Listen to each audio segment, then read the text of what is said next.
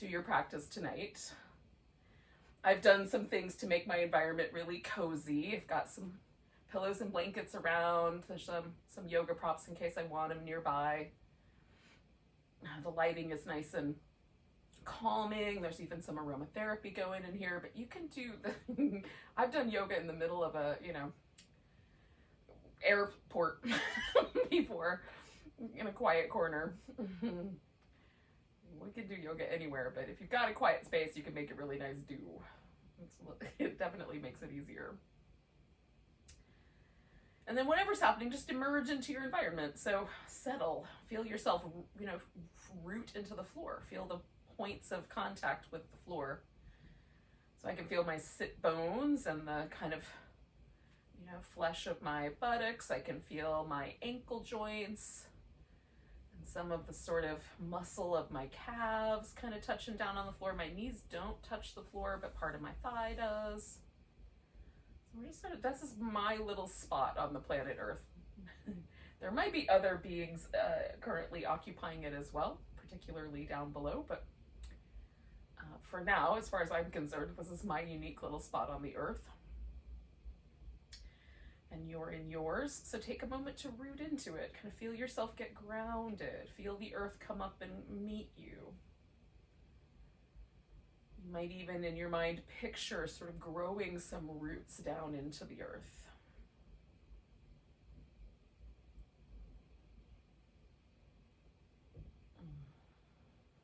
And there's a kind of reciprocity when we ground into the earth, whether it's through our sit bones or our feet or our legs. Because whatever energy we send down, we get back in support. Gravity hangs on to us so we don't float away. So just finding that relationship. Letting our mind and our heart also settle. I've got all kinds of ideas that are floating around in my brain, but for now, I'm just going to let those kind of settle somewhere off in a dusty corner. And I'll come back to them later.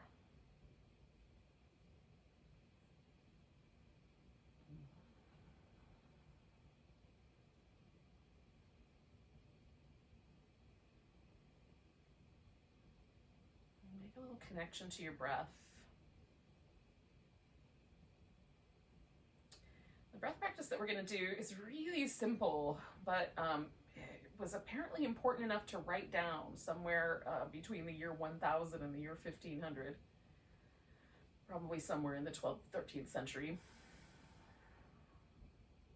And that's a really simple breath practice. We're just going to imagine that as we inhale, the breath goes down into our root. That could just be the bowl of your pelvis. You might just feel the breath there, or you might continue with that imagination of the roots going down to the ground. And then we're going to exhale and feel the air, or kind of imagine that our breath rises up to connect to the sky. So the inhale is a rooting practice.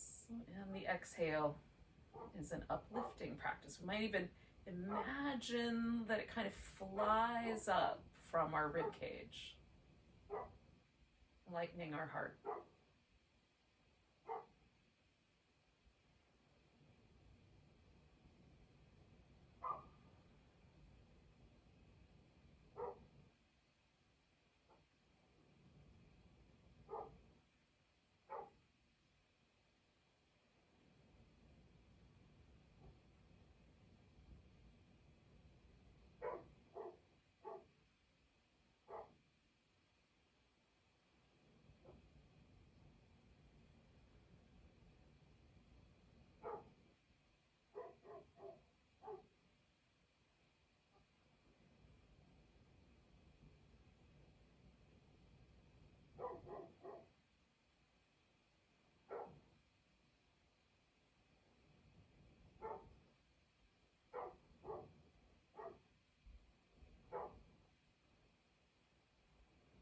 A few more rounds of this, like 5 or 6. This a grounding inhale and levitating exhale, lightening.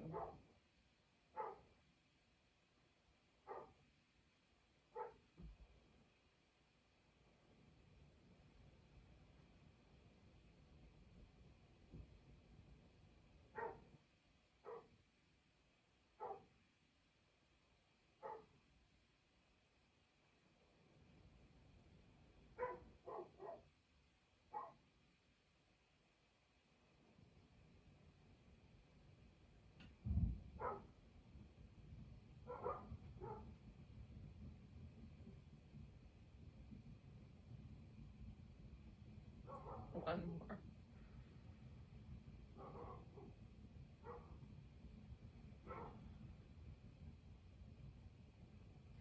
You can just let your breath kind of return to a natural rhythm for you. It sounds like the neighbor's dogs have moved down the street a little bit to bark somewhere else. My neighbors next door have two big black lab, and even in the dead of winter, they have one window open and these dogs hang their little furry heads out and just bark up a storm. I don't know what they're barking at. Sometimes they let them out in the back and they'll come over to my back door and bark at me while I'm in my kitchen cooking through the door. They think they own everything. I'm not sure anyone is disavowing them of this notion. In any case, I don't know if you've noticed this, but I am rolling my rib cage forward and back while I distract myself and you with talk of the dogs. Just thought you might be able to hear them. Now I'm going to start to move my ribs in a circular pattern. I'm going to go back like a little, rounded back shape and forward. Like not quite Cobra-like, but not like cobras. And as I come over to the side, I'm kind of trying to find a little tuck in on this other side so it feels a little side bendy. Oh, sometimes this feels really free, and like tonight my rib cage just feels really tight, like all of the muscles around my ribs and my upper back are feeling a little extra sticky. So I'm definitely gonna want to do some things to get that moving. So let's do that by kind of continuing this process, but on all fours. Oh. So I'm going to keep this kind of barrel roll going. But now I can sort of add a little bit more of the hip to it and my head a little bit differently. And gravity, of course, is now pulling on me in a different way. When I get to the bottom, I'm going to switch the direction of the circle.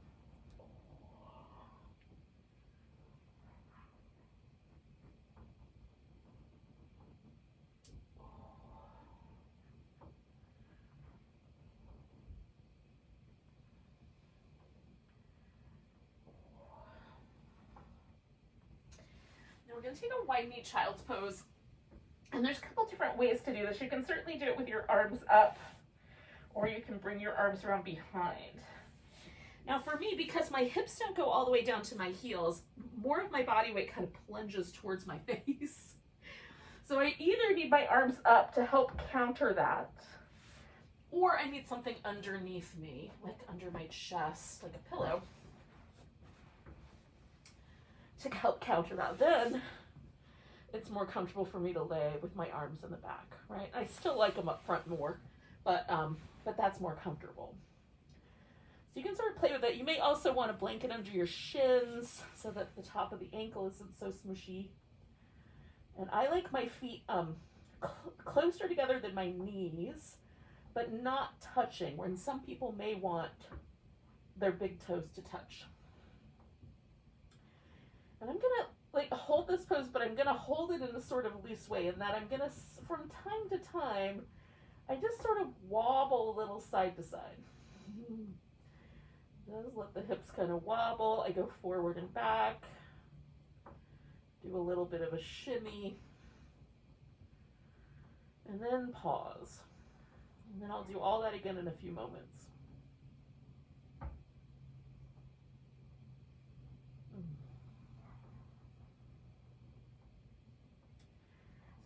holding the pose still, but I'm also, you know, not really fidgeting either. It's really more about as I feel the pose settle and soften. As that happens, then I just add a little bit of movement right in that moment to encourage that softening to keep going.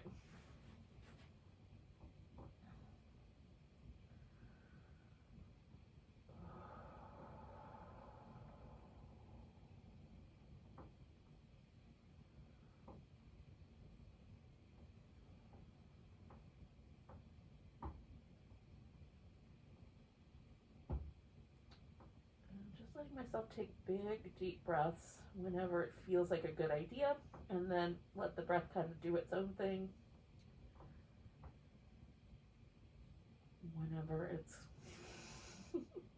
whenever I don't feel like I need to pay attention to the breath. How's that? Like if my mind is steady, I let the breath do its thing. When my mind starts to wander, I'll redirect it with the breath.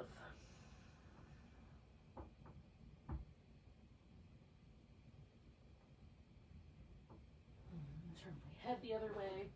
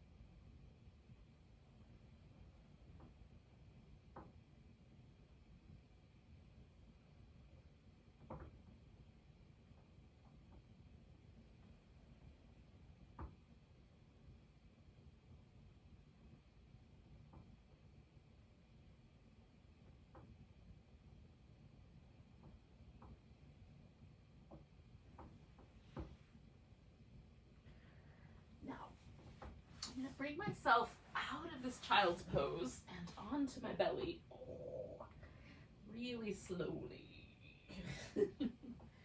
Oh.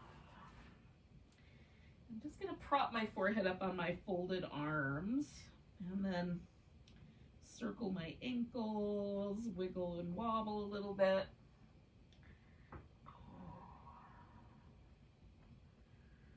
Eventually, I'm going to straighten my legs out, but not right yet. Not just yet.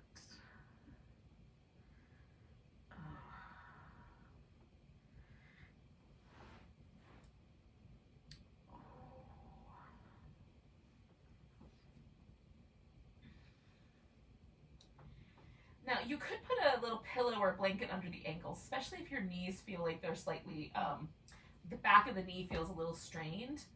Just putting something under the ankle feels really nice. Usually for me, that little feeling of strain in the back of the knee just slowly melts away. So I'm gonna see if that happens and then I'll make a decision. We're gonna stay with this little crocodile, which you could rest your chin on your folded arms instead of your forehead if that's preferable.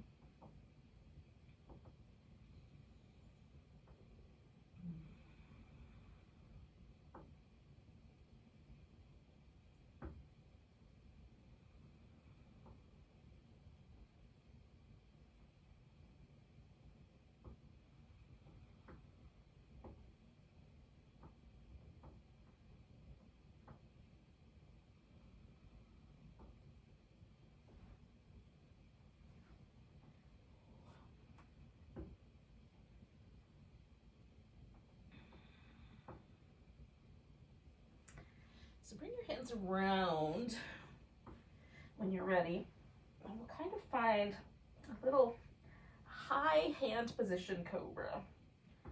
We'll start with some little circles of the shoulders.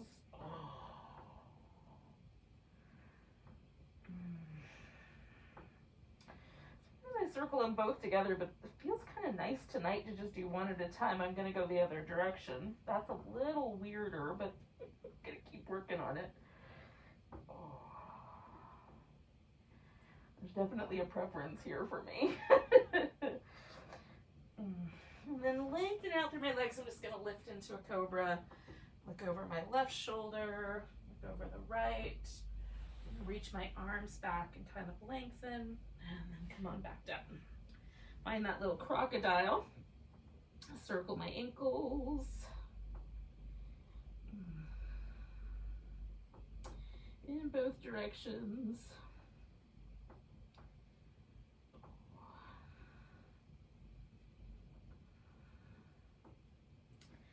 And then I'm going to come to what I think is like more of my natural sort of cobra shape.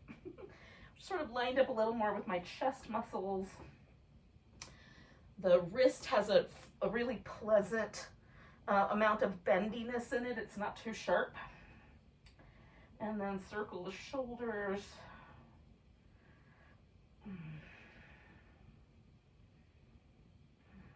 In both directions.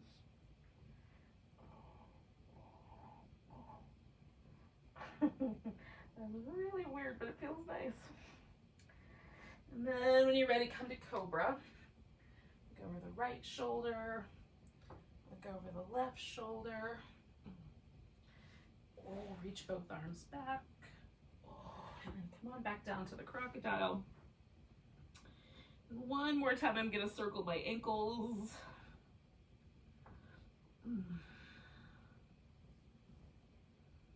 In both directions.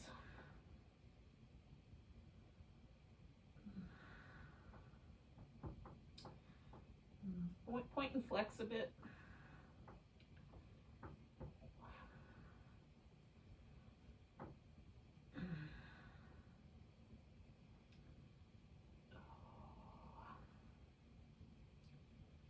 All right. So last cobra of this little sequence, I'm gonna bring my hands back fairly far back, like as close as I can get to about the bottom of my rib cage, high on my waist. And again, circle my shoulders. Now this is a little less comfortable on the wrists, so sometimes I'll come up onto the tips of my fingers to help with that. I like what it does for my shoulders, but it's a little weird for the wrists for sure. And then I'm gonna lift into Cobra. Once here, it feels nice. Look over the left shoulder, look over the right shoulder, broaden the chest, reach through the arms. Oh, and then I'm gonna come back to that crocodile one more time. Now we're gonna turn this into a cat pulls its tail. And you can reach back and hold onto your foot with just your hand. We're gonna roll onto our side. But I find that a strap works better for me. So I am gonna go ahead while I'm here and just go ahead and lasso my right foot. Oh, and if you wanna follow suit, grab your yoga strap and lasso your right foot. Oh. Okay, so I'm gonna roll onto my right side. And my left leg, I'm gonna bring up front. Now, for now, I'm gonna just lay here with my head on my arm. It's very likely that I'm gonna turn this into a bit of a twist in a minute and kind of roll this left shoulder toward the ground. But to start with, I just wanna sort of figure out the angles that I wanna work with for my bottom, my right leg. So I want my foot to come in toward my buttock. And so again, you can just hold on to the foot. For me, there's only one flavor, one speed of sensation when I do it that way. So the strap gives me the opportunity to have like not as much sensation right now and then add on as I go along here. This top leg can get straightened out, and that's very likely what I'm gonna do as we get kind of closer to the rolling on the back position.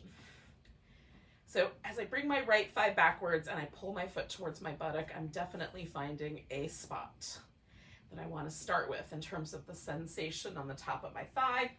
And then I'm going to roll my left shoulder down, see if I want that left leg. And I'm going to leave the foot on the ground for now. You can put a pillow under your head.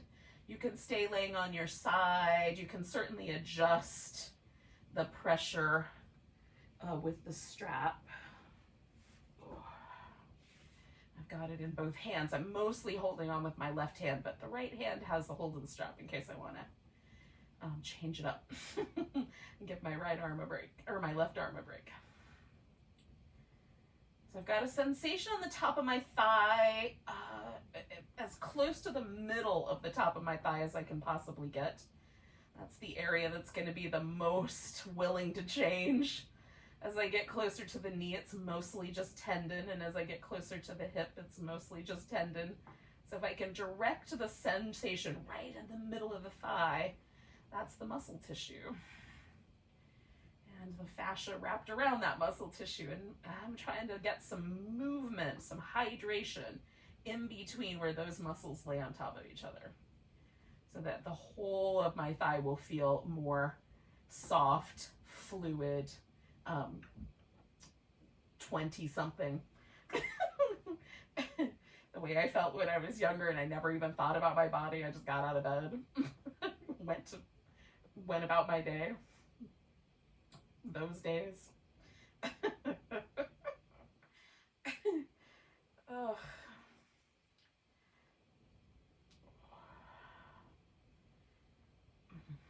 So we'll stay for about like another 30 seconds, 40 seconds, something in that range. I am gonna shift my left leg around a little bit. So I'm not letting any weight kind of rest on my right knee. I would want to be kind to my knee, but I am sort of allowing that left leg just to kind of rest a little bit more. Hush, neighbor dogs. Shh, shh.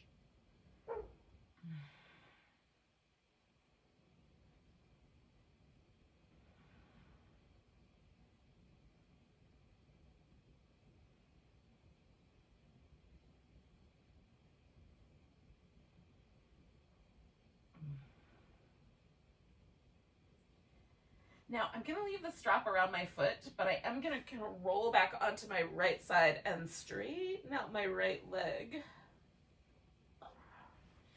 And then I'm going to roll all the way onto my back, and I might have to do a little more shifting. Here we go.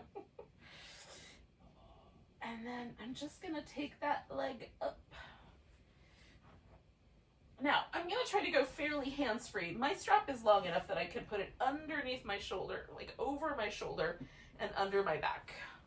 Some people might have a strap long enough to make like a big strap hula hoop, and then you can put your foot in the big loop. It'll go around your waist like a hula hoop and around your foot. But if your strap is a little shorter, you might have to hang on to it. But if you can get it under your shoulder and out the side of your waist, it's a much more comfortable hangout because you can be a little more hands-free with it. Now, I found a stretch in the back of my thigh that doesn't feel like it's too sharp at the back of my knee or too sharp right at the sit bone. I want like just to feel that. And as I hang out with it, as it softens, I'll kind of tug it in a little deeper like I did with the last pose. So we got top of the thigh, and now we're getting the back of the thigh.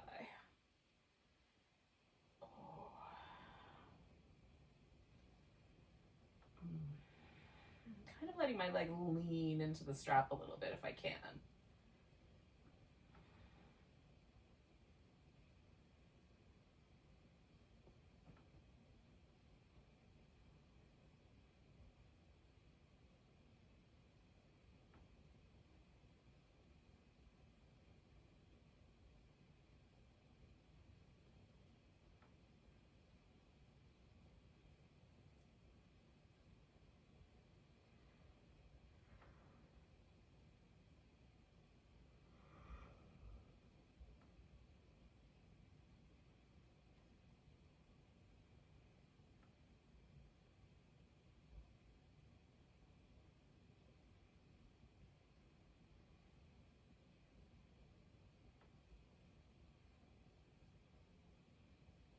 For about 30 more seconds or so.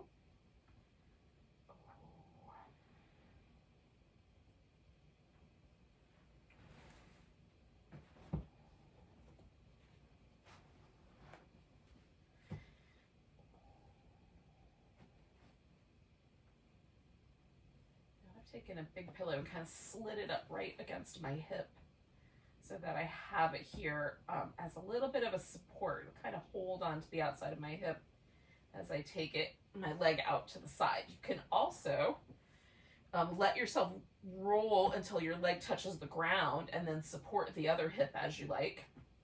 And you can roll onto your side and have that leg go straight out to the side but up in the air. So we're just aiming for the inner portion of the thigh. That's our goal, if that's the right word.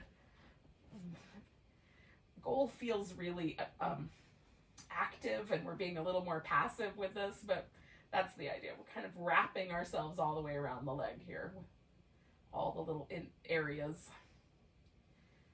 So these are the adductor muscles largely. They bring the leg towards the midline. That's the action that they do. And there are a lot of them. There's quite a few adductor muscles. I think 5, if I remember correctly. And they, some of them span really. There's one adductor magnus that spans nearly the entire area.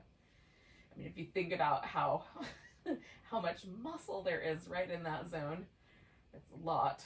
And quads and hamstrings and adductors all kind of fill in this whole thigh. But this whole line down the bone right here, down the femur bone on the inner line, is an attachment highway. All of the muscles of the adductors attach, and some of the quads attach all down this line on the femur. And man, it can be really sensitive. So you can play with sort of rotating the leg in a little bit. So when we internally rotate, it takes a little bit of pressure for some of us off of that inner thigh. For you, it might be better to go out the other way, externally rotate your thigh.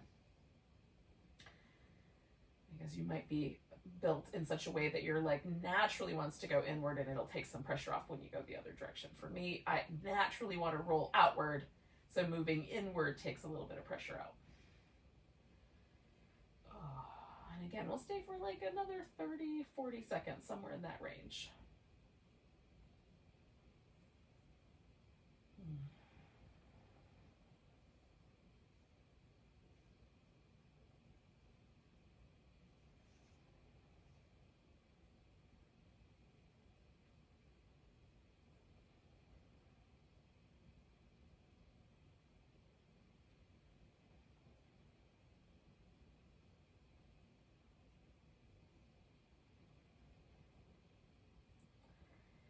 I'm going to bend this knee and kind of slip the strap off my foot. And then I'm going to very carefully bring the foot to the ground. I really just want to kind of pause here for a moment. Now we're going to get to the outer hip, but we're going to do that later. I promise we're going to get to the whole thing, but we'll do it in a separate set of poses. For now, just give yourself a moment to pause. Now I've got my feet resting in what's called constructive rest, because I'm going to do a hip flexor release while I'm here. But just for starters, I just like to settle in especially after a series of poses. It feels really nice to sort of just stop for a second, feel what's happened, right? So compare your two thighs together, compare the sensation in the hip, the sensation around the glute and the sit bone attachment. And just notice if there's a difference. So there's several things that I notice. There's like a kind of lightness and effervescence to the leg that I've done that I don't perceive in the other leg. And it feels spacious. I don't know, that's the word I'm going to use. It just feels like there is like a little bit more room in that hip. It doesn't feel tight. It feels very kind of loose and soft, which is a very pleasant sensation. Not gonna lie. So from here, I'm just gonna glide my leg out, and this is really intended to stretch the main hip flexor, which is the psoas major. So the psoas, I'm pointing at the top of my belly, but really you have to go all the way down in, because it lives way back here in the lower back, but on the inside of the lower back, not on the outside. So if we go way down in there, we have this muscle that starts way up by our diaphragm, and makes almost like a bridge girder motion. It goes from the center out to the hip here, where it joins this big muscle that lives in the belly of the hip called the iliacus. And the two of them together go over the front of the pelvis at the pubic bone and attach to the femur bone. So the big leg thigh bone. So that is the muscle we're going to stretch. So we're trying to, almost like we're trying to stretch from like our lower part of our rib cage in the back, last couple of ribs, all the way through the belly of the pelvis and to the thigh. So that's the pathway that we're sort of imagining ourselves lengthening. So I'm going to move as smoothly as possible because the hip flexor is responsible for basically us walking on two legs. So I want to just be really super smooth so I'm not jerking the muscle around as much as I can. I'm just going to glide my leg out, and some mat surfaces are stickier. So once you get here, then you can rest your leg and get a little smoother. Then we're just going to stretch through that leg like we mean it. And I've got my toes pointing straight up and I'm kind of spreading them apart. And then I'm trying to feel myself stretch all the way up to my last couple of ribs there. And then I'm just going to glide that leg back in and let it rest again. And this movement is super simple, but really effective at releasing tension from that hip flexor. So I'm going to do it 3 more times. Just same idea, glide out, stretch, and glide back in. And you can add fancy bells and whistles, and sometimes I do. But for tonight, we're just doing this one simple glide. On the last one, we'll do a little pivot of the leg bone, but for now, mostly just let that feeling of the stretch happen. And then feel the muscle drop back into the body when we get back to this constructive rest position. So when your hip flexors are tight, they will pull your rib cage forward. They'll pull your lumbar spine forward, causing you to have a deeper curve in your lower back. And that does contribute to some lower back pain and, some conditions in the lower back, certainly. So if that is a common problem for you, this is a great nightly thing to do, or maybe when you get into bed or before you go to bed, you could do this. All right, so we're gonna do one more and we're gonna pause for a second. So I'm stretching through my leg just like I've done before, and then I'm just gonna pivot it to the outside and then to the inside and stretch as best I can through that whole range of motion. And then I'm gonna let go of the stretchiness and just jiggle it. Now what I wanna try to do is get the muscle to feel really loose and jello-y. This is called pandiculation. It's actually a thing. And there are some studies in pandiculation indicate that it helps us actually maintain the benefit from the stretching that we did better than if we don't do it. So, for whatever that's worth. Now, feel the two hips together, because we've done a bunch of stuff on one hip we haven't done on the other. We are going to do the other hip all through that whole sequence now. But I think it's kind of fun just to feel once again. Okay, so I'm going to put my left foot in the strap. And just so I can keep my voice pointing toward the microphone, I'm going to switch around to the other side. So I'm laying on my left side. For a moment anyway. And I'm going to bring that, because we're going to do that cat pulls its tail pose, so I'm going to bring that left leg up behind me and feel out kind of, where do I want to hold on to it? And how far do I want the leg to go back? How close do I want my foot toward my buttock? Where's the, okay, I feel that now sensation. And again, I'm going to roll this into the twist and let my left shoulder go, or my right shoulder rather, drop toward the floor. And I can work this strap with my left hand, but for the most part, I'm holding onto it with my right hand.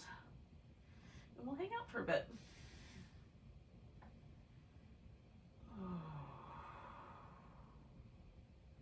So the other thing about our hip flexors and our hips in general is that we tend to carry a lot of tension in our hips when we go through sort of emotionally challenging times. We'll put it like that. Like we tend to sort of tense up our shoulders with day-to-day responsibilities, and we reserve some of the tighter tension in our legs for bigger, things that last longer, stuff like that. when we're stressed out, our hip flexors tighten up. So we might also have some tension and stuff in these areas that have nothing to do with what we're doing physically, but have everything to do with the fact that we are, you know, living through some unprecedented global times or personal struggles for that matter.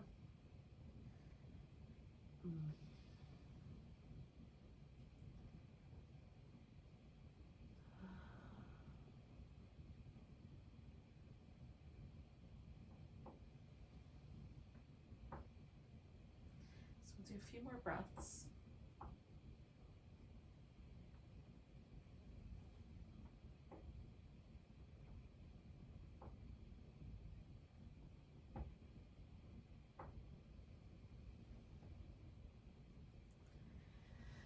I'm going to gently release that foot and turn this guy into the hamstring stretch, but I'm taking my time. Oh.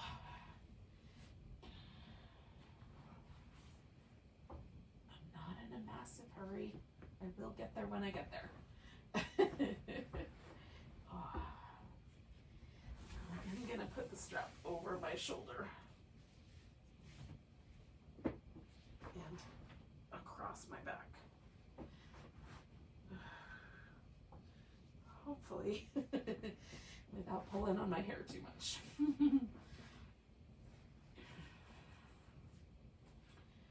Oh, and again, I'm going to kind of let my foot lean into the strap and make adjustments as I need to keep my pelvis mostly stable, but still get that nice stretch through the back of my legs, calf muscles, hamstrings. I find this method for stretching my calves a little more kind than like downward dog. Downward dog is a big stretch of my calf muscles, massive. So this is a little bit gentler. So on days when they feel really, really, really tight and my Achilles tendon attachment feels really resistant to stretching them, this is a more appropriate option. You know, I'm still a fan of downward dog. We're friends, but definitely on those days when everything feels really, really sensitive, this one might be your go-to. If you have that issue, you may not.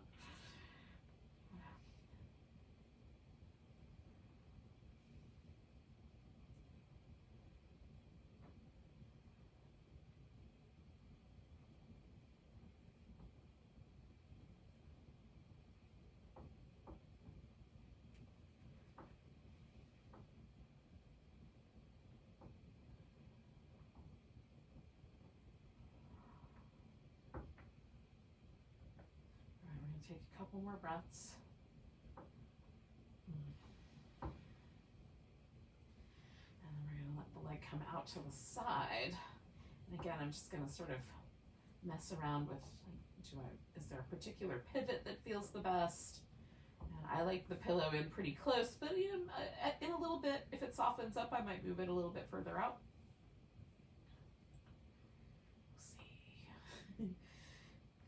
Other side remained very sensitive for the whole time. So we'll see how this side does.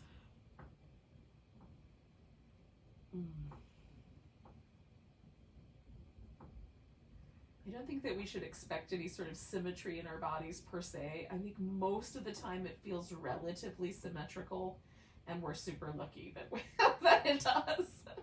Because human bodies are not symmetrical. There's, on this side, there's like a stomach, a spleen, a pancreas, small intestines. On this side, we've got a liver, small intestines, but more liver.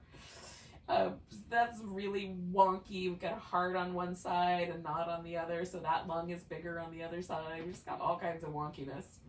The body is not symmetrical. However, you know, I think for the most part, it rarely kind of pulls us in an awareness of that. So if you have an awareness of that, I think it's kind of interesting and cool. We're tuning into the truth of who we actually are. We'll take a few more breaths here.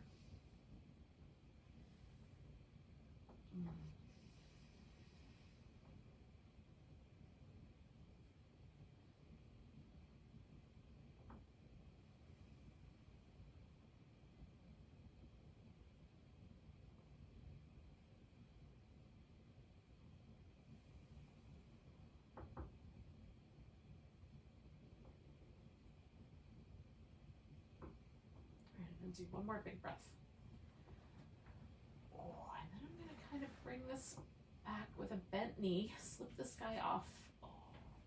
And again, just really gently, I'm gonna put that leg on the ground and pause for a moment. Oh. For some reason, I'm trying to hold that left leg up, so I'm gonna see if I can really find the spot where I can let my leg relax completely. Feels better.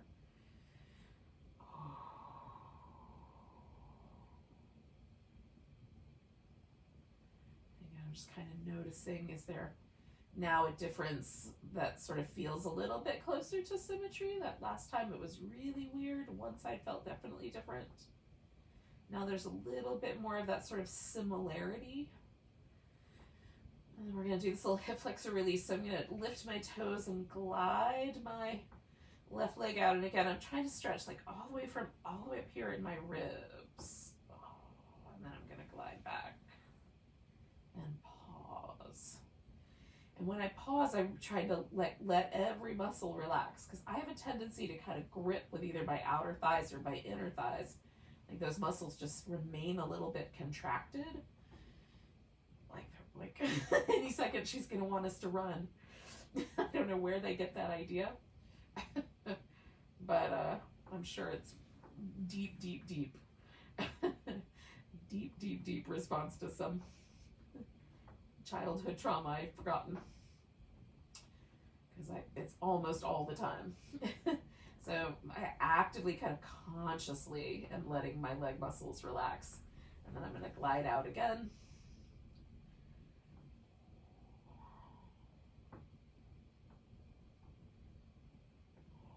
And glide it back in. And feel that hip relax and soften. And then this last one, as I go out, again, I'm going to do the little pivot. So I'm going to stretch out and then kind of pivot to one side, and then keep stretching as I go to the opposite. So I'm just externally rotating and internally rotating. Really trying to feel that. I'm going to do that one more time, and then I'm going to do the kind of shimmy panticulation as I get back to the middle.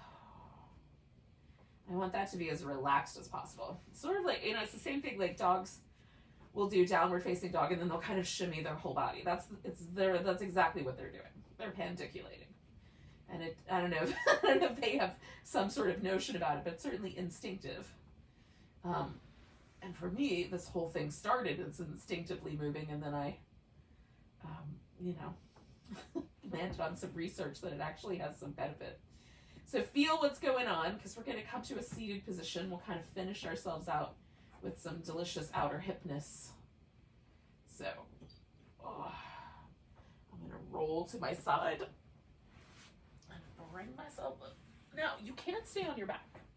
There is a distinctive possibility that will serve you better than almost anything else we could do here seated. But I am going to do some seated postures for my outer hips because I'm kind of in love with them today. So I have a block. You may not need one. We're starting with the legs crossed. Now, with the legs just crisscross like that, if you fold forward, you may find that you already have sensation in your outer hips. You may not even need to fold forward. Just sitting on the floor might be enough. For me, I like to stack one leg up on top of the other, and my anatomy works best if I make a square here. But some people will find that their anatomy will work best if they make a triangle here. So make the shape that works best for you. And I'm gonna use a block so that I don't have to have my bony ankle resting on my tender inner thigh, where all those attachment points are for my adductors. And I'm gonna fill in this gap over here. Okay, so I'm folding myself in, and then, like it got real spicy right here on my outer hip. So I'm gonna hang out with that real spicy. It's an appropriate level of spicy. I'm not tightening up or getting grouchy. Although that's interesting too. Not for tonight. And I don't want to feel like my knee is being pried apart or anything funky is happening in the knee. that's definitely an indication that your hip is no longer interested in participating and it's sending the load downstream. And your knee does not need that kind of hassle. It has enough to deal with.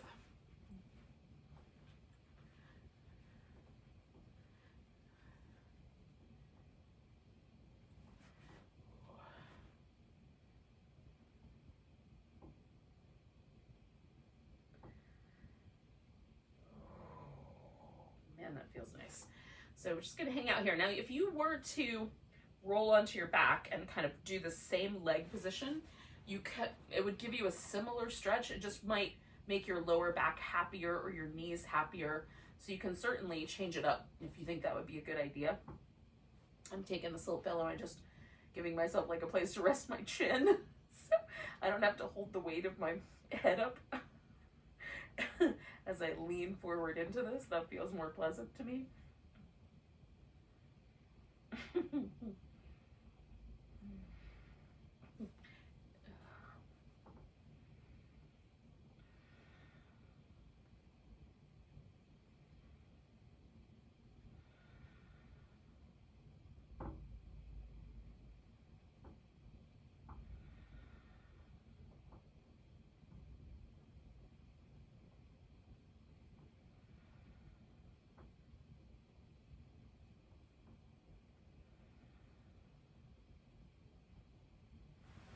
I'm going to keep this shape with my legs, but I'm going to come up so that I'm sitting up tall, and then I'm going to twist around towards, this is my left leg that's up top, so I'm twisting towards my left.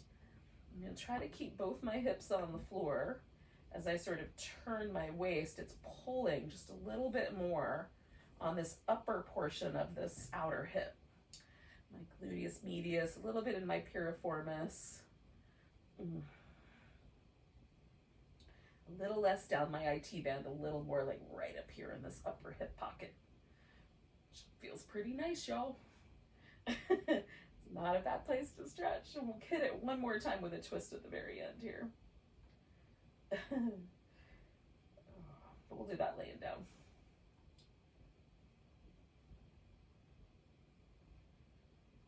Oh, man, that feels good. I'm sort of trying to sink my left sit bone just a little bit into the floor and lean just a little bit to my right with my torso.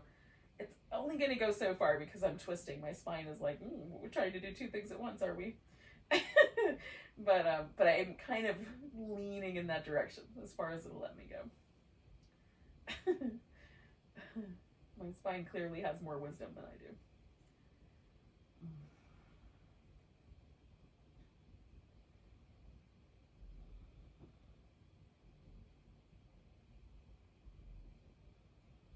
Okay, I'm gonna come on out of there, lean back enough to unwind my legs. And then I'm just gonna pause for a moment. And give both legs a little shimmy. Oh, that felt nice.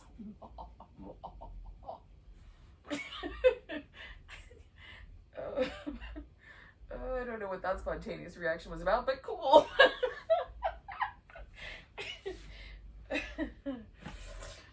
Turning into Morticia Adams over here. Okay. So, I'm trying to decide if I'm ready for the other side. I think I'm going to give myself just a couple of little movements first. And then I'm going to just do the legs.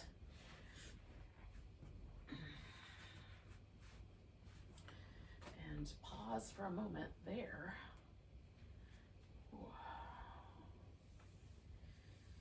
And then, yeah, I'm just going to see if it's willing to let me fold in here.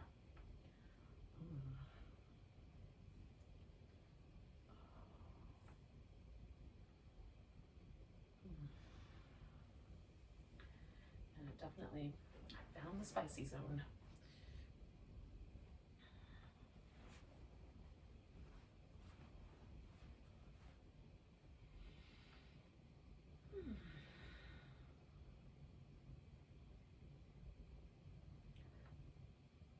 Sometimes when I find like a particularly spicy stretch, if it's too spicy, I'll notice it in my mouth. and my eyes first. So like my lips will tighten just a little bit, thin out, you know.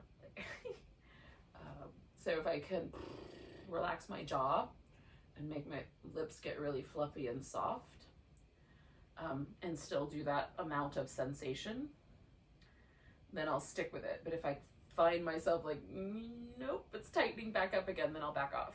And the same thing, kind of the muscles that hold on to the back of my eye will kind of gently compress when things are a little too intense. I'll just squeeze my eyeball a little bit and I'll feel the tension develop like right in this area around the temple and in the eye socket first. And that's really subtle. Like by the time I get to the crinkled eyebrows, like we've gone way past the edge.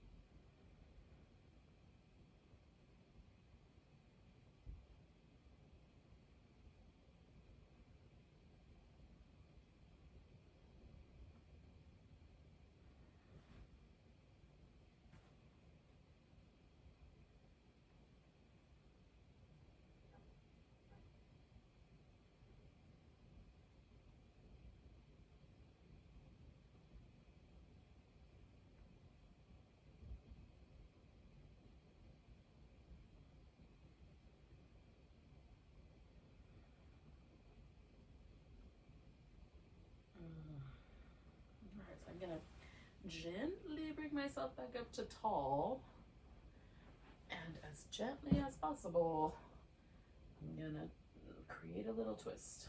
Again, I'm gonna sort of lean into the sit bone and then away with my upper body just a little bit.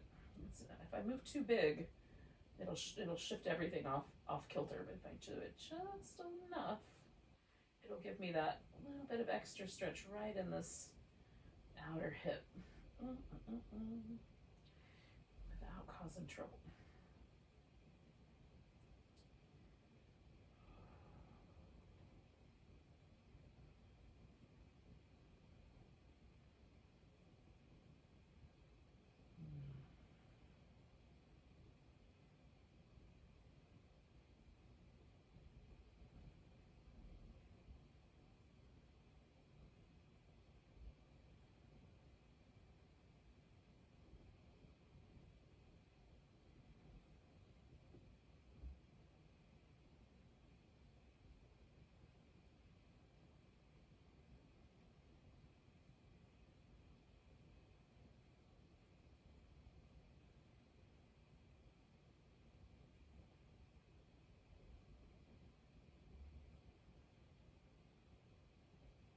I'm gonna do 2 more breaths. This is my more stubborn side. I think I got locked into that side maybe a little longer. Hopefully not too long for you all. I'm gonna unwind. Oh. And then we'll do a little rinse. All right, so we are gonna do some Shavasana. But before we get there, we might want to do some little happy baby windshield wipery things. I'm gonna do like a kind of a windshield wiper linger in a twist, windshield wiper linger in a twist kind of pattern for a little bit. And I'm not sure exactly how this is gonna look or feel, so I'm gonna play with it. All right. So first, just let this whole thing relax. Because I can feel, you know, like the sensations in my outer hip, lower back. Just all that is like, oh, that was a radical change. So kind of windshield wiper with my feet a little on the wider side, I think. I might change my mind. We'll see. And then I'm just going to linger like that for a second. Let this leg drop in. And then go back to moving.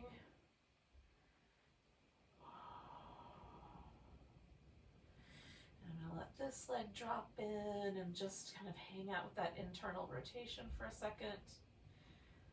Like I said earlier, for me, external rotation is way easier. Like that, my body's sort of built for that. You know, where my feet, my acetabulum is, where the femur bone hits that, the angle of my femur bone, all lend itself to my legs going flopping open, but not coming across the midline. That feels really weird, but because it feels weird, it's very balancing for my hip.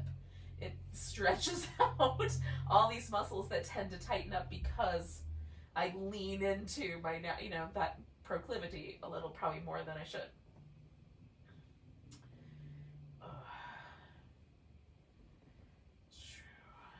So it feels balancing to me. Odd at first, particularly, but a little bit balancing to have that internal rotation. So now I've got my feet wide apart, but my knees together. I'm just going to hang out right there for a second.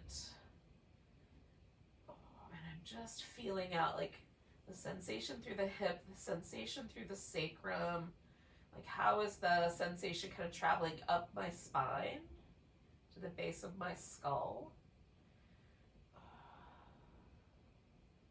And I'm looking for a sense that like what I'm doing is helping to release any tension that might be there. I'm going to back off a little bit. I'm going to take my legs all the way over in a twist for a moment.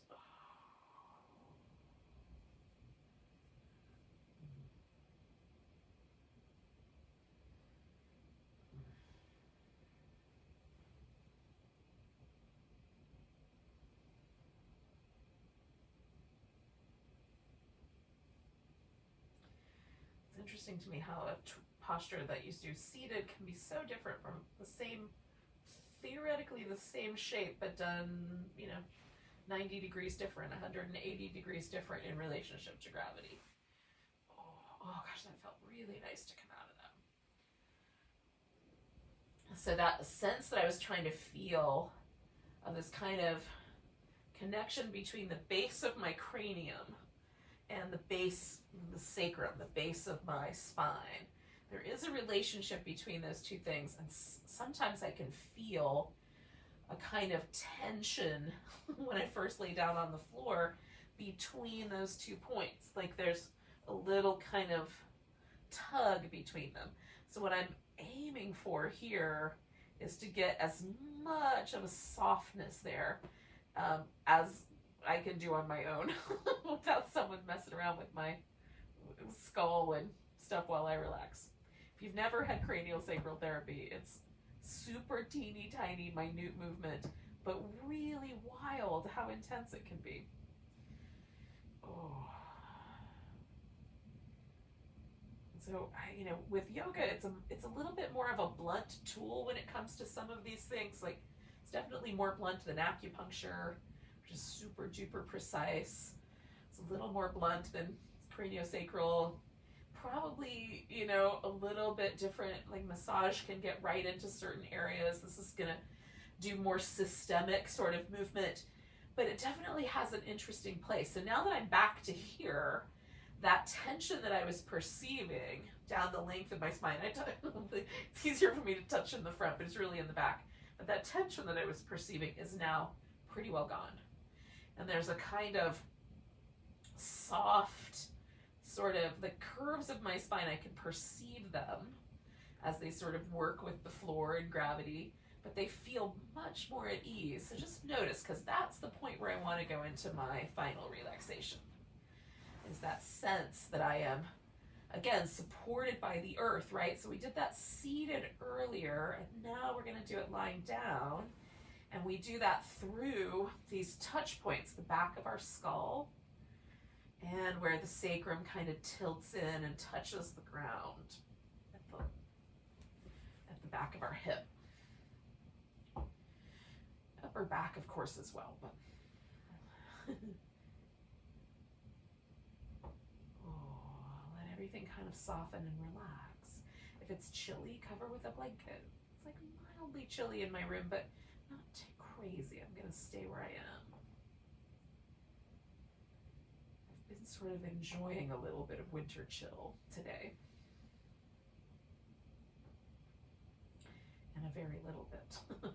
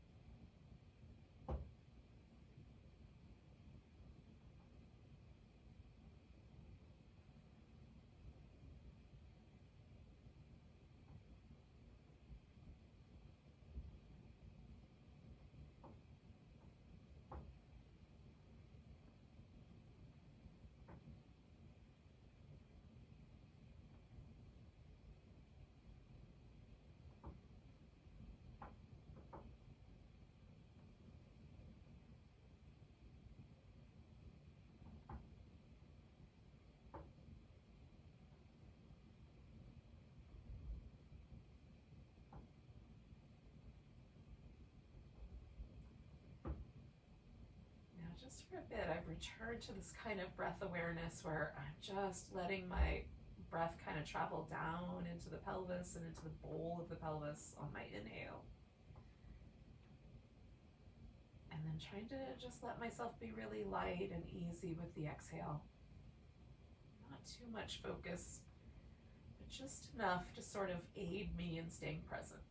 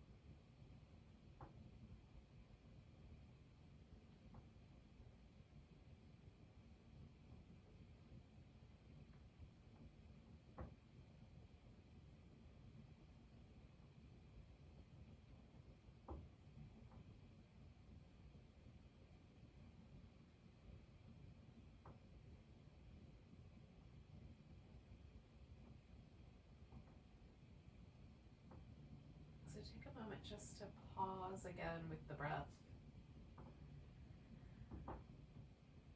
take a big breath and feel it to your toes, and then let it go with a sigh. Maybe do that a couple times.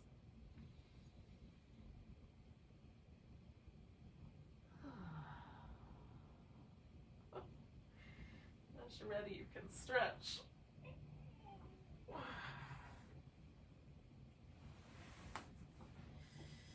Move around in whatever way movement feels nice to do.